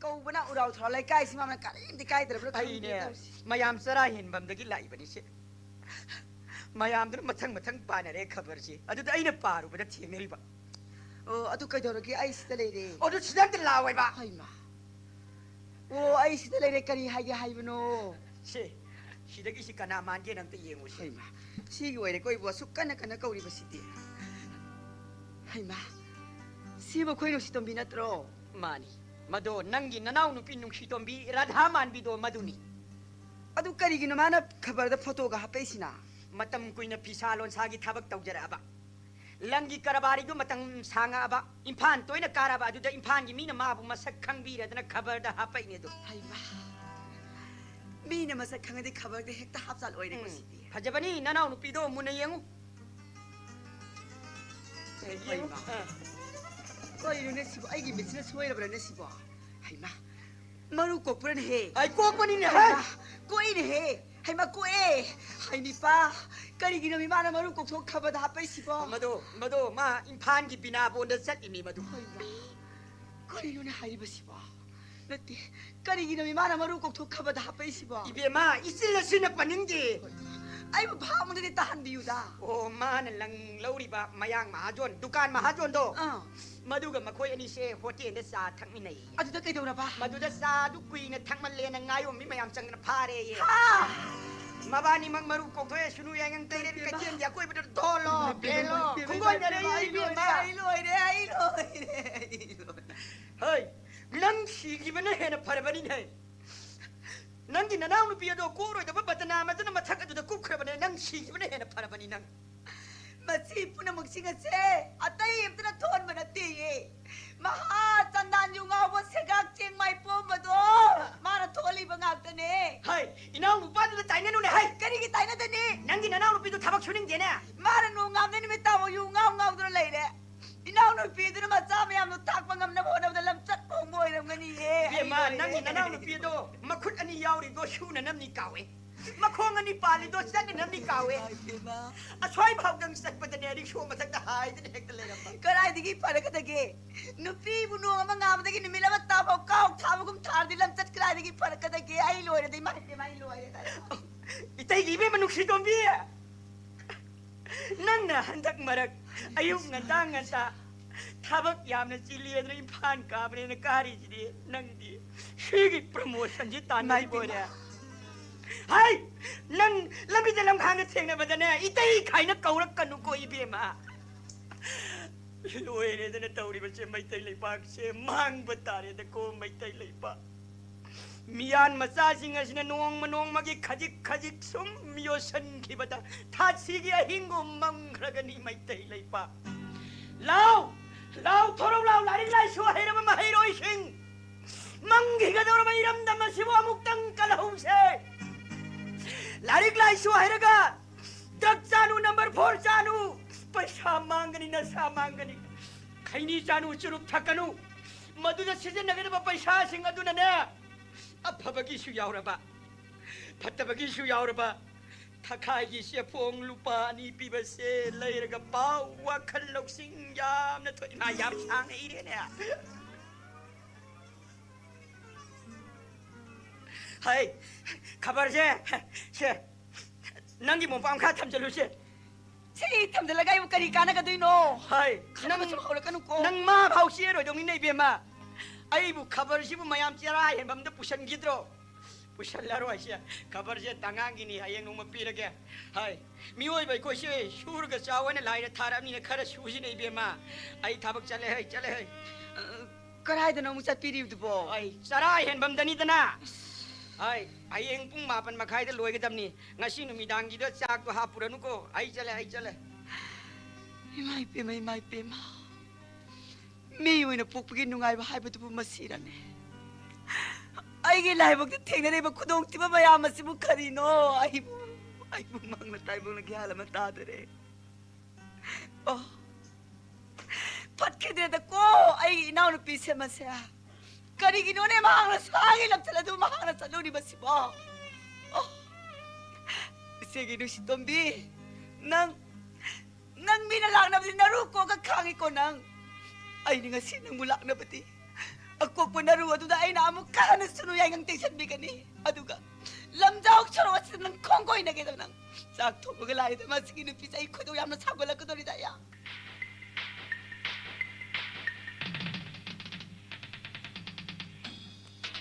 Saya somda lengse biro. Funny say. Ai nau kana koi ki tu kan le jam na. Ai koi sta wari matai kan sana kya. Mo ya ni hasan ni pota ko ne. Ko aru wari ki sage ki doin ko. Saya lengse biro mana kan kira poni.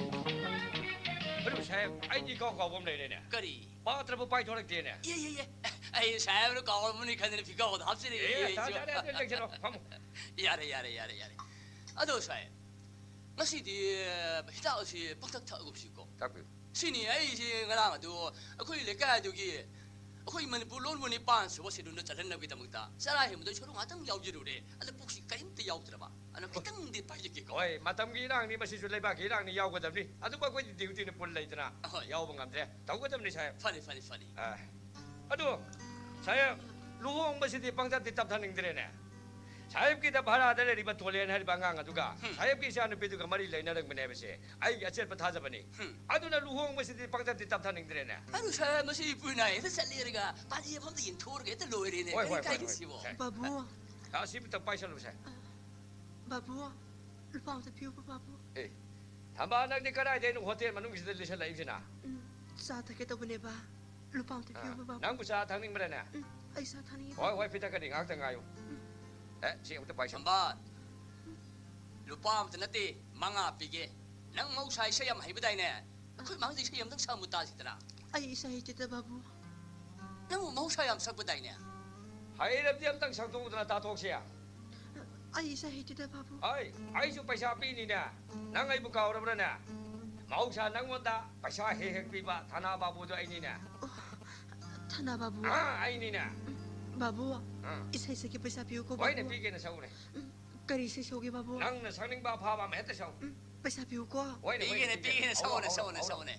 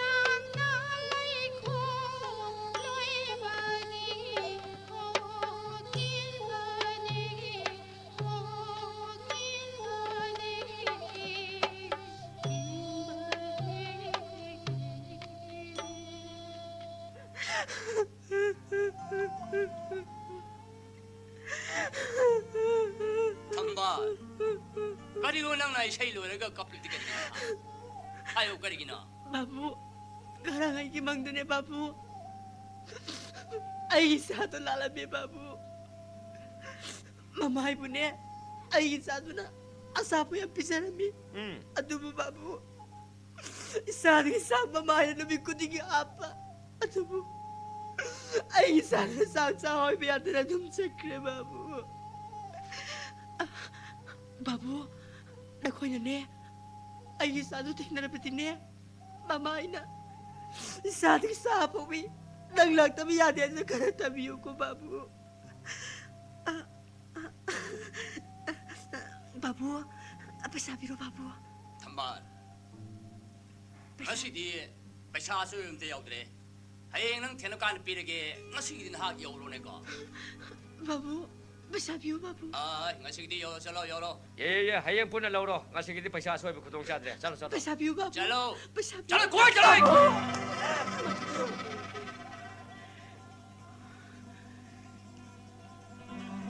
na thambal ngai ko paisa lo ko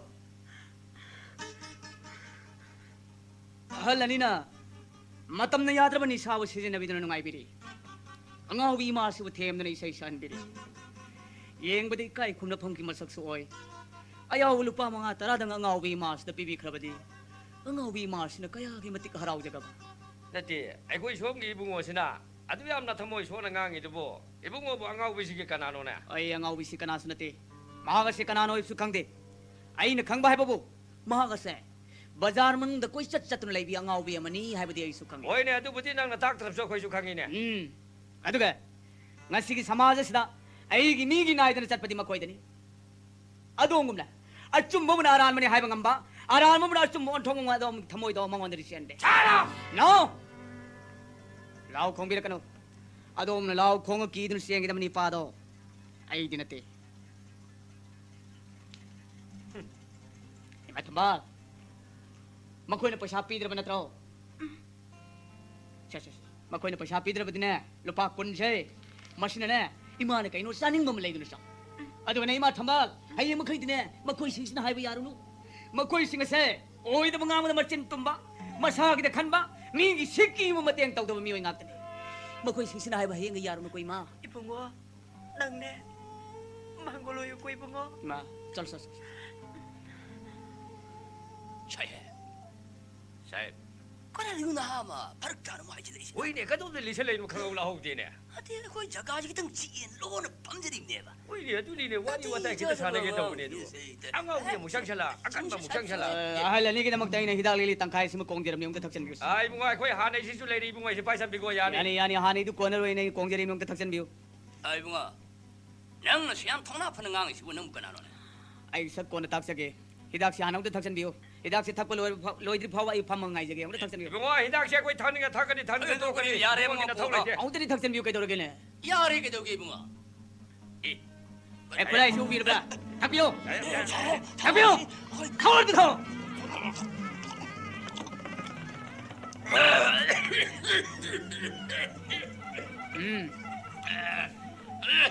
ahal ani lamaya kamani sa si wasiyang khoida beri sukari manam ngi namtan ngasi gi namak tadi ahal ani bui pagum ni khandru mai yang janamage matung namu han thengna tarabadi ahal ani gi ko gado rabi chandran lo wala kani have simdi kawi gado goodbye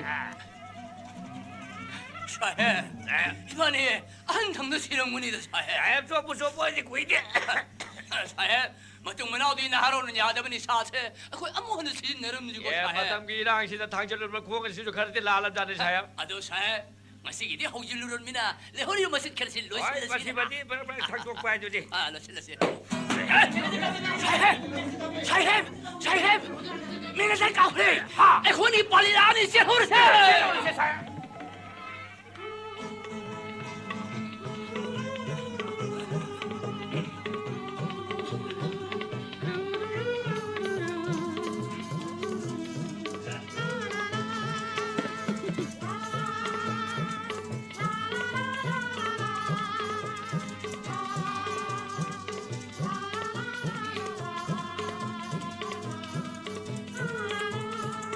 나비 그럼 마땅 시장 땡에 뿜이 다서 그래 우리 다들 힘 쓰시오 민간 도에는 너의 아야 그렇지. 가이도 잠깐 못 자시나. 양 땡에 봐 마땅 시장 파티 봐 인다 하시오 가이노 아시보. 스기 돌기 나티 시마이 크라다 메헬락 보다 망아리.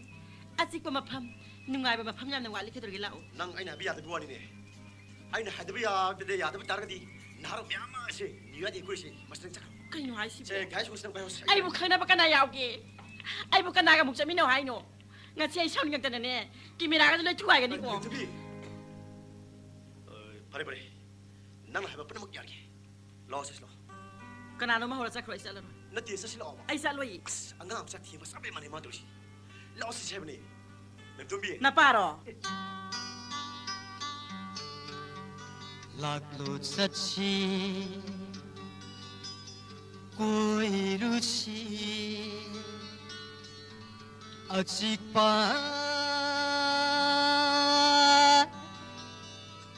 मफमदा सलुसी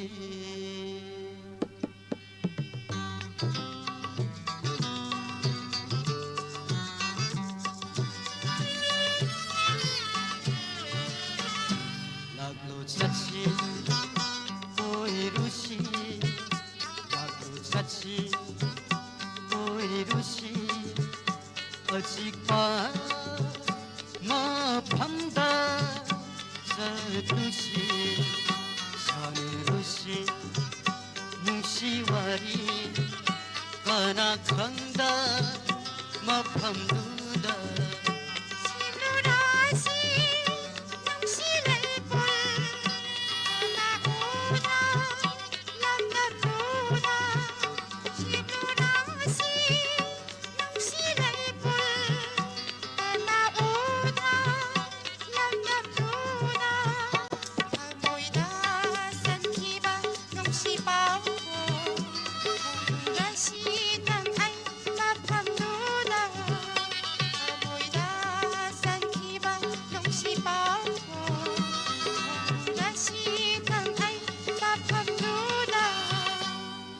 सच्ची कोई रुचि लागलो सच्ची कोई रुचि अचिपा मफमदा सलुसी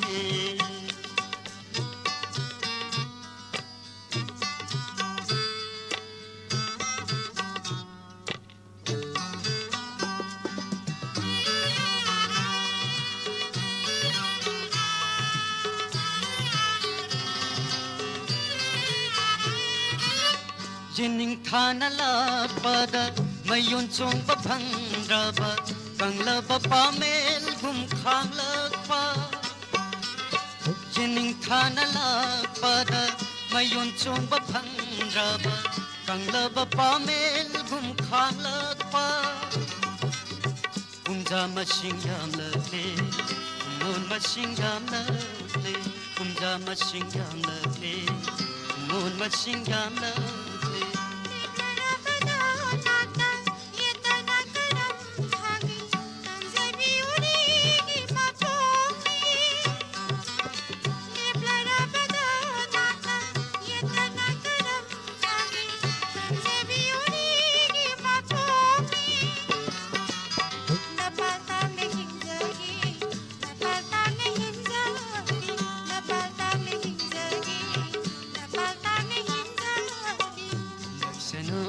Banong lay tarak sanu waksing di ule Siripon na simil na si Hinglipon na hingmil na si Sanu akan banong lay tarak sanu waksing di ule Siripon na simil na si Hinglipon na hingmil na si Laglot satsi koi rusi Laglot satsi koi rusi Achikpa maphamda sardusi sardusi nungsiwari kana khanda maphamduda Simlurasi nungsilalipul Kana udra lamnapula Simlurasi nungsilalipul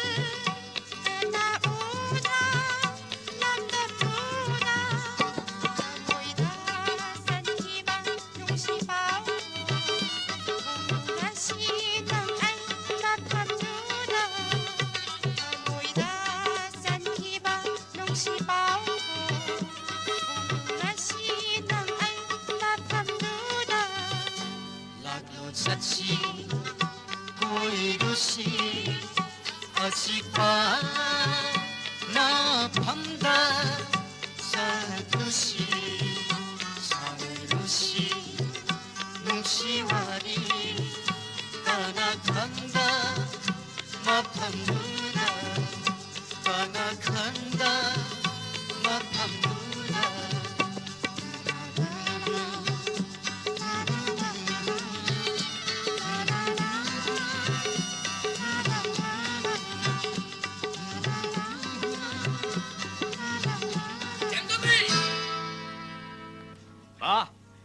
Ajaynya, take them and a thala bagi sharing in a qua. Hey, Mina Masa, now Sidiki, I am a moment of Piaraloy. Leap you home with the gate, now I can't cancel Piaro. That's what I am. You still said, Nasalandre, Nasawangapu. Upon which they can keep an Nasami Tangri.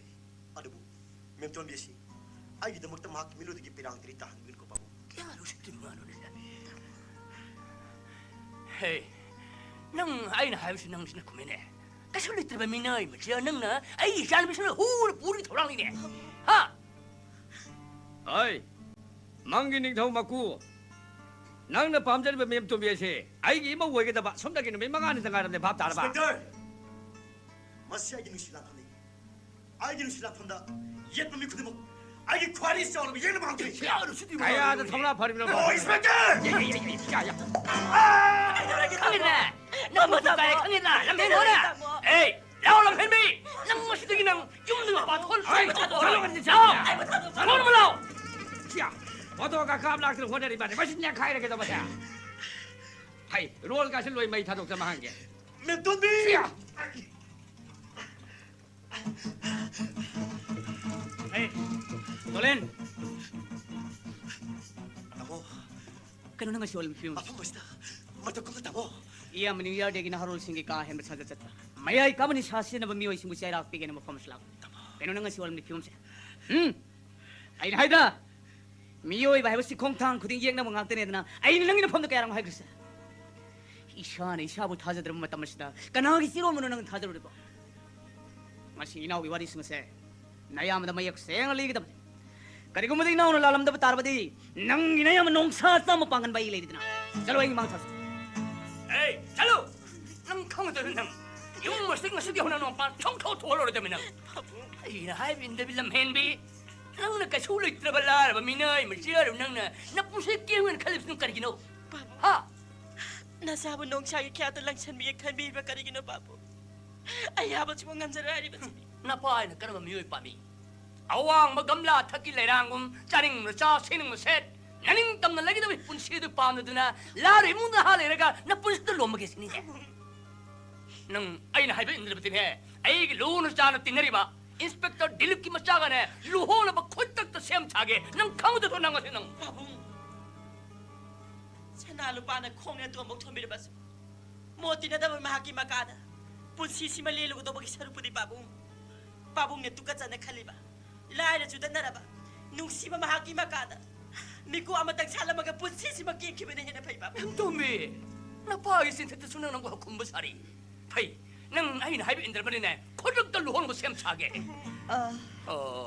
tai bunga bema lak bi yam ta ja se na chan pa gi le ba mayam se bi ma lai ma sing da ri chora ngari dara ri ma ha ba pu bi ro ya ne hoi tai bunga madugi damak tani nasana lakchari basi adu tai bunga ai sa du mama ai mi mang da no mata mama na ba amaga khatna ba ai ujadiri aduga mama mapa oi ba khoi gi pham da sung nong puta hangkada khumba ai gi inas na tazarakri ai gi sagi maran mu kari no ne tai bunga na sa ni pa gi maral hai babu se ai gi sa ni pi se ma na hu lu puring thorang ba ma du na ni ne khang ra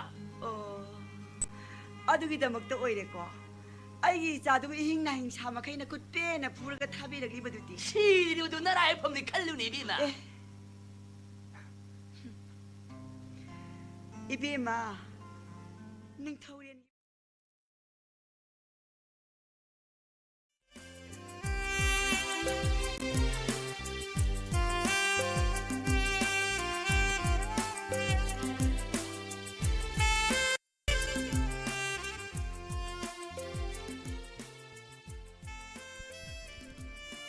Hojik tabikhre isai lila kala bazaar atenba break amagi matung taba phongbigani crime report ki chani ga supna mapal suba tangka